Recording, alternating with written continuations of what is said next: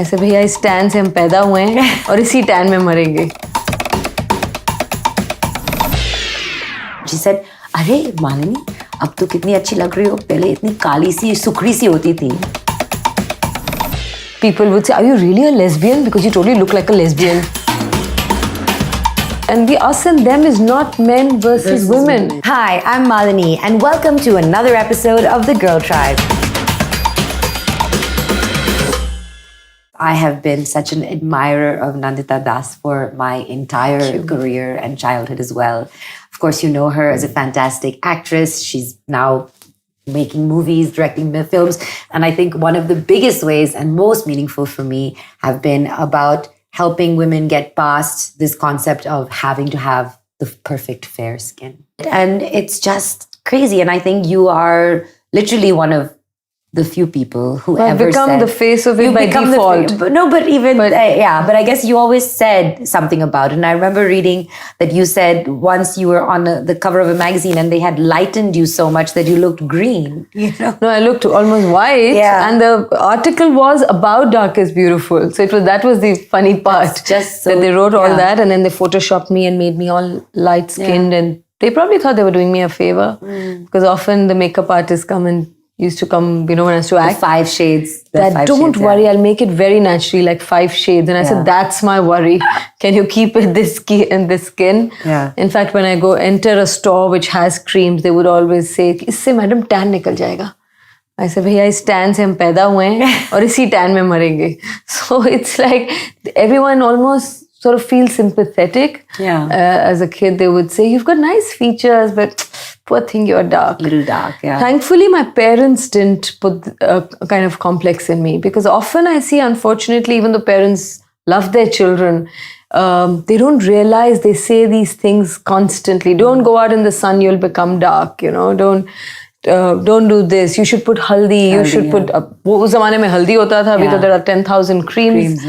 So I think this obsession with fair skin has been there for much longer than we imagine it to be. Like you were saying, so the fairness cream, so we, from the beginning, I've always been against promoting fairness creams. I just can't do it because of the message it sends. And I remember seeing commercials on TV where this girl is dark and sad. She can't get married. Her parents are crying. And then she puts on this fairness cream. And she the world meets the opens man up. of her dreams and she becomes Miss India. Yeah, and I'm just looking at this and I'm like, how is this happening? I even saw one where this happens, one girl becomes fair, but then this other one uses the triple fairness and the guy leaves the first one and then goes to this. Wow, it's all about getting the right guy. And, so I always thought it was about the fairness creams and the brands, and then I realized it's actually not just them. And I remember growing up. Everyone, it's like, look at all the images, whether it's in magazines, hoardings, television, films, everywhere you have light-skinned women in a country that's 90% this skin. So what is the message you're sending out? That you're just not good enough? Yeah. I remember there's this aunt of mine who would always say, like when she met me years on after being, when I lived in West Africa, so I used to go out in the sun and obviously I was a lot darker. So she'd seen me then and then she saw me years later and she said, अरे मालिनी अब तो कितनी अच्छी लग रही हो, पहले इतनी काली सी सुखड़ी सी होती थी. And I'm like, this is the worst compliment ever. And Am I supposed to feel good about it? I'm like, oh, thanks, auntie. And it's just like how they speak. And I think it's a huge thing. It's always a starting conversation. Every article of mine used to be written as dark as dusky Nandita Das. And women suffer from such a sense of low self-esteem. And these ads, it's not just about putting a nail polish. It's not about beauty. It's actually telling you are not good enough. You can't get a lover, a husband, a job. You're going to, make your parents sad. It's like the doomsday. So it's the messaging is actually very dangerous. And I also didn't realize to what extent it was harmful till I joined this campaign. So this campaign was on since 2009 by an organization called Women of Worth. And they approached me in 2013. And, there are issues that I support, which I may not be sort of directly involved with. So I sent them a photograph they wanted and a line about it. And suddenly it went viral. And I was like, really? A standalone just about, I'm aware what it does, but I didn't realize how it impacted the sense of self. There's so many things I want to talk to you about. And one thing that's in my mind is I remember watching Fire. And I remember thinking that Eons ago. But it was just like one of those movies whenever people ask me, what's a movie that people must watch? And I think Fire is one of them. And I think it was really ahead of its time. And I'm sure you knew that. Oh, yeah. And, to enact a lesbian scene on camera. And so I've always wanted to ask you, one, what made you do it? Like, why were you, and then how difficult was it? Was it a room full of people watching? Was it a closed set? I don't even know if they have a closed set concept. Yeah, they do. Especially, I think people outside respect that a little more, at least at that time. This is 22 years ago, coming from a very liberal family where you talk about almost anything and everything, yet we really didn't talk about homosexuality. At all. So when I first read the script of Fire, I just came from a space of, this is an interesting story. How come we don't talk about it? But my understanding was sort of more intellectual. It was more about, yes, we shouldn't be prejudiced and, everyone has a right to live in the way they do. And all the right words were there. But I hadn't quite understood the level of insensitivity and hypocrisy that exists in our society. And the othering. And I think Fire was really important for me because my engagement with what that other is. It could be another religion, it could be another caste, it could be another race, it could be another color skin, it could be, sexual preference, whatever that other is, how deeply prejudiced we are, how deeply discriminating we are, how we assume this is the normal. So many people would say, but this is not normal. I mean, how do you feel doing that? It's not right. You're making you're making women lesbians. As if a 2-hour film can make somebody a lesbian, considering all our stories are about Raja Rani and, they're not about Rani Rani and Raja Raja. So I think because of Fire, at least we have the words and we are talking about it much more. It's sort of come into our conversations because before that, I remember even sort of English dailies, they would say, so how is that kind of relationship? How did you do that scene? So talking of the scene, it was a closed set and it was a body double that was used. No way. And because it was my first film and after that film, all that people wanted to ask was that really a body double? What happened? And I was also in an awkward situation. I felt very defensive about it. People would say, are you really a lesbian? Because you totally look like a lesbian. I'm like, what do lesbians look like? Compliment. That meant I did the role really well. Yeah, but that time I used to, because my own understanding was limited, I would say, no, I'm not a lesbian. You don't have to be a lesbian to do a role like that. I mean, now if someone asks me, I'm like, that's none of your concern. So I don't feel a need to justify it as much. What we were also discussing earlier was I tried to start something called positive masculinity because I feel so strongly about, there's so many men in our lives, from my husband to my brother-in-law to friends I have, and they get it, and, for instance, my husband and I, we work together and he's the CEO of my company and his Instagram handle says Mr. to MissMalini and I'm okay with that. And it's not one of those. Is he called Mr. Malini sometimes? Quite a few times. And, and the thing is, he's so comfortable in his own skin that it's not. Exactly. It's all about that. Once you're comfortable and not threatened by sharing of that power or transferring of that power. Yeah. You actually had a stay-at-home dad. And I think that's so cool. And I think that really must have been an interesting childhood experience for you. So what was that like? To be honest, there was no word like that at that time. And I still don't think of him as a stay-at-home dad in the sense that he's a painter. So his studio was at home. Right. And he's a great cook. He's a better cook than my mom. So I used to think, and he cleans and he used to do everything at home. And my mother used to work. She used to work 9 to 5, a job at National Book Trust. She was a writer, editor.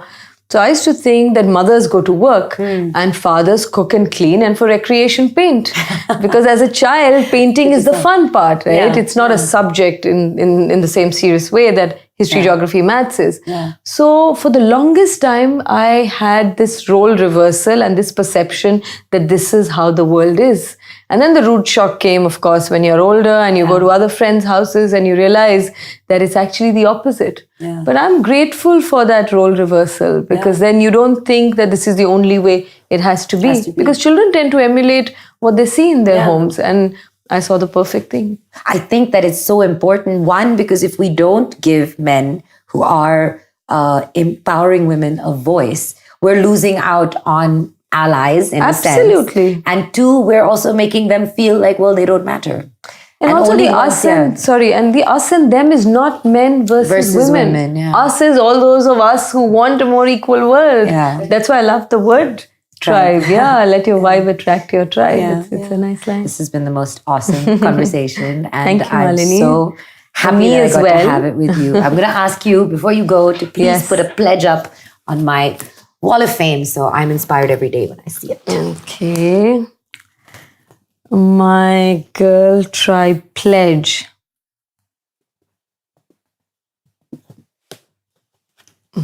So this is my pledge. Do I have to show my photo in case you don't recognize me? I want to keep finding ways to tell our stories. I love that. And I love that. You do that too with your show. And I love that it's our stories because it's men and women. Absolutely.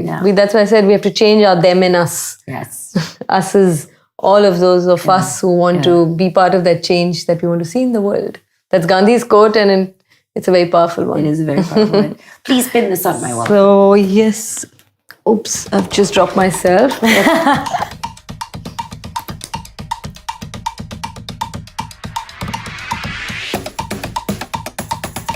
That's amazing. Thank you so much for being here. Thank you so much. And I know you have so much going on with your movie. Yes, my mantra journey has still not finished, not till the release of the film. So wish me luck. I wish you lots of love and luck. And Girl Tribe, watch out for that because that will hopefully be coming soon.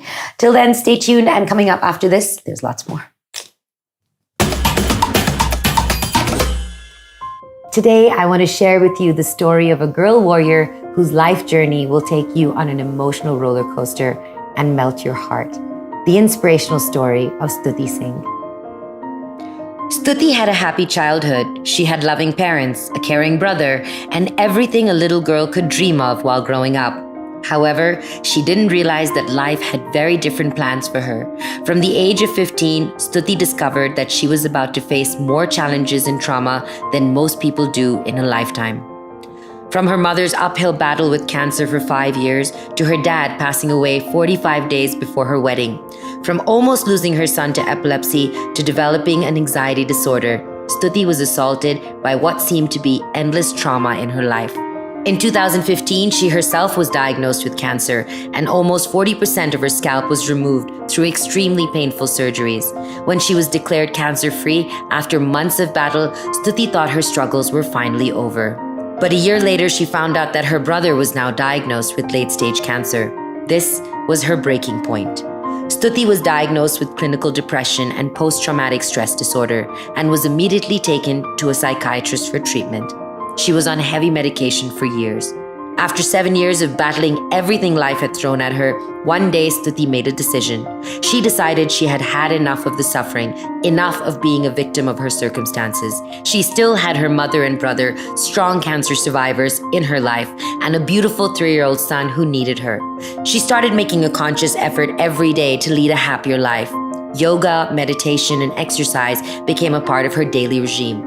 The turning point for her came when she joined a variety of healing groups, and that became a means of catharsis for her.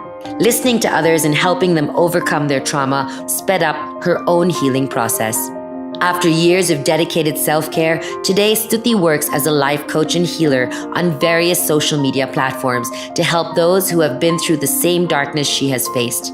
She believes that you are the light at the end of your own tunnel and that you can heal yourself through others just by being there, helping and reaching out. As she sums it up so beautifully, when you hit rock bottom, the only way back is up. Stuti, you are my warrior. Here's a message for you from a very close friend of mine. Hi Stuti, just heard your story and I just want to say that it's amazing what you're doing by lending a helping hand through your healing. So I just want to say that hang in there, and it's really, really amazing that you are reaching out to people and sharing your journey. Lots and lots of love, and you've got this. Stuti, I cannot imagine showing so much courage in the face of adversity as much as you did. You inspire me so much. Keep spreading the light everywhere you go. And now I'm going to pin you up here on my Girl Tribe Wall of Fame.